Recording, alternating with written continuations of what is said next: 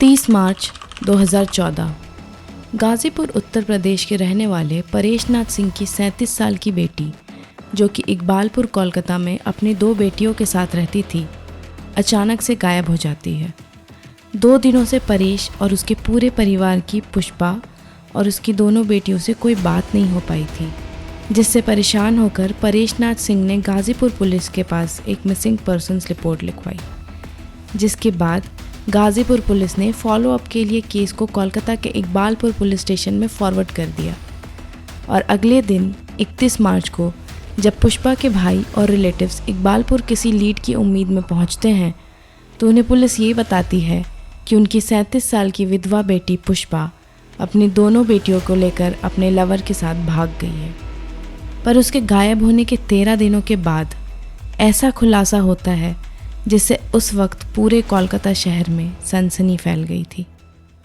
So hello everyone and welcome to the grey side. अगर यहाँ तक आ ही गए हैं तो आगे बढ़ने से पहले प्लीज़ चैनल को सब्सक्राइब कर लें and hit that like button to support us. तो आज हम जिस केस के बारे में बात करने जा रहे हैं, ये 2014 का एक काफ़ी चर्चित केस है। इस क्राइम की गूंज इतनी तेज़ थी कि वेस्ट बंगाल की सियासी गलियारों में उथल पुथल मच गई और विक्टिम्स को इंसाफ दिलाने के लिए लोगों को सड़कों पर उतरना पड़ा था। दरअसल द क्राइम कमिटेड है वॉज वेरी ग्रूसम और एक्यूज्ड की कुछ लोकल नेताओं के साथ जान पहचान होने के कारण पुलिस ने FIR होने के बाद भी कोई एक्शन नहीं लिया और 13 दिनों तक विक्टिम्स की फैमिली को टालती रही, ये कहकर कि पुष्पा अपनी दोनों बेटियों को लेकर अपने लवर के साथ भाग गई है। लेकिन 13 दिनों के बाद इस केस में कुछ ऐसे राज खुले जिनसे हम इंसानों के लालच की काली परतें सामने आ गई और एक बार फिर इंसानियत शर्मसार हो गई। So let's dive into the gruesome case of Iqbalpur triple murders.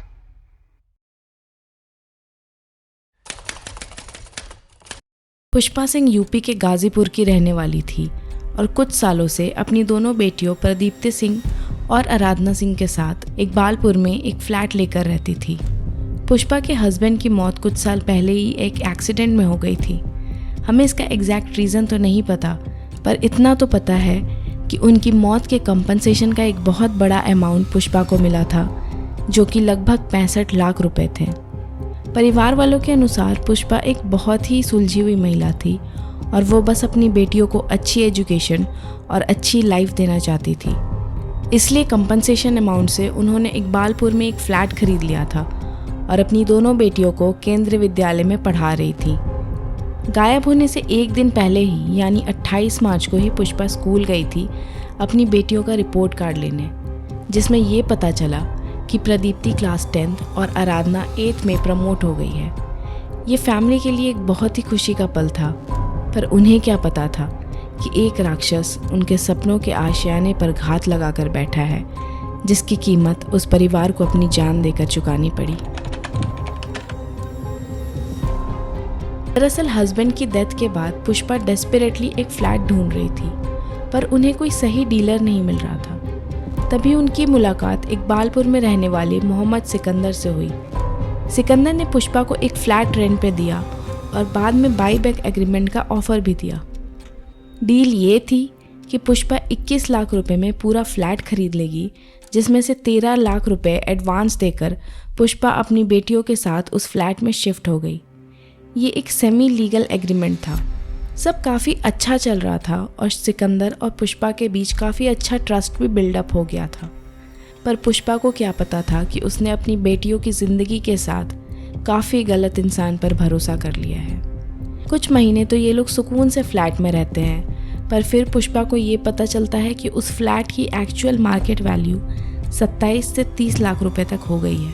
तो पुष्पा ये डिसाइड करती है कि वो डील कैंसिल कर एग्रीमेंट को विदड्रॉ कर लेगी और उन्होंने इस बारे में सिकंदर को भी बताया, but Sikandar was not at all happy with the decision. पर फिर भी सिकंदर ने ये डिसीजन मान लिया और पुष्पा को जल्द से जल्द फ्लैट खाली करने का ऑर्डर दे दिया। लेकिन पुष्पा फ्लैट छोड़ने के लिए बिल्कुल तैयार नहीं थी। ज़बरदस्ती उसी फ्लैट में रहने लगी, इस बात से अनजान कि अपने लैंडलॉर्ड की इस बात को ना मानने का अंजाम कितना जानलेवा हो सकता है। सिकंदर को अब ऐसा लगने लगा था कि ये ना ही फ्लैट छोड़ रही है और ना ही पैसे चुका रही है। साथ ही साथ फ्लैट बेच देने के बाद डील कैंसिल हो जाना उसके ईगो की भी बात हो गई थी और ये ही गुस्सा इस पूरी क्राइम का मोटिव बन गया। 29 मार्च 2014 को अचानक पुष्पा और उसकी दोनों बेटियां गायब हो जाती है और गाजीपुर में रिपोर्ट लिखवाने के बाद पुष्पा के भाई और रिलेटिव्स अगली सुबह इकबालपुर पुलिस स्टेशन आ जाते हैं, जहां फैमिली ने सस्पेक्ट के तौर पर सिकंदर का नाम पुलिस को बताया, पर पुलिस ने पूरे मैटर को हल्के में लेते हुए फैमिली को ये कह दिया कि उनकी बेटी अपने लवर के साथ भाग गई है। एक्चुअली सिकंदर की लोकल पॉलिटिशियंस में काफ़ी अच्छी जान पहचान थी, जिससे इकबालपुर पुलिस पे भी एक्शन ना लेने का प्रेशर था और इसी चक्कर में 13 दिन बर्बाद कर दिए जाते हैं। लेकिन इस केस में गायब होने वाली 2 माइनर बच्चियां भी थीं, इसलिए पब्लिक आउटरीच भी काफ़ी ज़्यादा था और इन्हीं प्रोटेस्ट्स की वजह से केस लाल बाज़ार एंटी होमिसाइड विंग को सौंप दिया जाता है, जिन्होंने सारे फॉरेंसिक डिटेल्स और कॉल रिकॉर्डिंग्स को इन्वेस्टिगेट किया और सारे के सारे एविडेंसेस के बेसिस पे जल्द ही सिकंदर को अरेस्ट कर लिया। Sikandar initially denied all the allegations, but medical examinations revealed कि उसके हाथ पे लगभग किसी 11-12 साल के बच्चे के बाइट मार्क्स हैं और इससे ये कंफर्म हो गया कि Sikandar was not at all innocent. और डिटेक्टिव्स ने जब अपने तरीके से पूछताछ की तो ही broke down and confess to the crime. और उसने ये भी बताया कि उसने ये क्राइम अकेले नहीं किया है, उसने अपने साथ 2 और एक्म्प्लिस भी हायर किए जिन्होंने उसके साथ मिलकर इस कत्ल को अंजाम दिया। 29 मार्च 2014 की शाम सिकंदर हमेशा की तरह पुष्पा के घर के दरवाजे पर दस्तक देता है। उसे पता था कि घर पे पुष्पा नहीं है और पुष्पा की बड़ी बेटी प्रदीप्ति दरवाज़ा खोलती है, पर सिकंदर से जान पहचान होने की वजह से वो पूछती है कि उसके साथ वो 2 लोग कौन हैं। सिकंदर प्रदीप्ति से कहता है कि उसकी मम्मी ने किसी काम से इलेक्ट्रिशियन बुलाए थे, तो ये 2 लोग उसी सिलसिले में आए हैं। ये सुनकर मासूम प्रदीप्ति उन्हें अंदर आने देती है और इससे पहले कि वो कुछ समझ पाती, सिकंदर जल्दी से दरवाज़ा लॉक करता है और वो अटैकर्स पूरी तरह हथौड़े से प्रदीप्ति के सर पर मारते हैं, जिससे इंस्टेंटली उसकी मौत हो जाती है।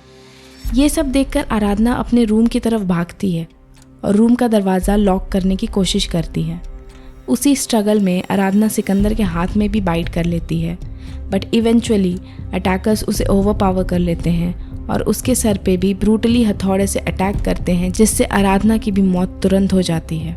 इस क्राइम की रियलिटी इतनी ब्रूटल थी कि उन बच्चियों का चेहरा भी नहीं पता चल पा रहा था। तभी पुष्पा भी मार्केट से वापस आ जाती है और डोरबेल बजाती है, इस बात से बिल्कुल अनजान कि जिस जगह को वो अपना घर समझती थी, उसी घर की वजह से उसकी दोनों बेटियों की दर्दनाक मौत हो चुकी है और दरवाज़ा खुलने के बाद उसका भी वही अंजाम होने वाला था। पुष्पा जैसे ही घर में एंटर करती है, उसके भी सर पे हथौड़े से काफ़ी ज़ोरदार हमला किया जाता है and she also died in the same brutal way as her daughters. तो मर्डर्स के बाद ये तीनों लोग दरवाजे को बाहर से लॉक करके चले जाते हैं और प्लान के अनुसार 30 मार्च को सुबह के करीब 3 बजे 2 बड़े बड़े ट्रंक्स लेकर फ्लैट में वापस आते हैं ताकि बॉडीज़ को कहीं और डंप कर सकें। साथ ही वो लोग पूरे फ्लैट को अच्छे से साफ़ कर देते हैं, क्योंकि हथौड़े से मर्डर होने की वजह से उस फ्लैट की एक एक दीवार उनकी दरिंदगी की गवाही दे रही थी। इसके बाद वो लोग प्लास्टिक में रैप करके तीनों बॉडीज़ को 2 बड़े बड़े ट्रंक्स में भरकर फ्लैट से कुछ दूर सिकंदर की कपड़ों की दुकान में ले जाते हैं। उस दुकान में सिकंदर ने बॉडीज़ को ऐसी जगह छुपाया था कि इन्वेस्टिगेटर्स और मीडिया सभी के होश उड़ गए थे। दरअसल बॉडीज़ को दुकान में ले जाकर ट्रंक से निकाल दुकान की ज़मीन के नीचे एक 3 फीट गहरा गड्ढा कर उसमें दफना दिया था और अगले ही दिन मज़दूरों को बुलाकर उस पर सीमेंट की एक मोटी लेयर डलवा दी। जब लोगों ने पूछा कि ये ज़मीन तोड़कर नई क्यों बनवाई, तो सिकंदर ने उन्हें टालते हुए कहा कि कुछ प्लम्बिंग के काम की वजह से ज़मीन तोड़ने की ज़रूरत पड़ गई थी। जब पुलिस 13 दिनों बाद ज़मीन तोड़कर बॉडी रिकवर करती है तो बॉडीज़ ऑलरेडी काफ़ी डिकम्पोज हो चुकी थी और उनकी कंडीशन भी काफ़ी ख़राब थी।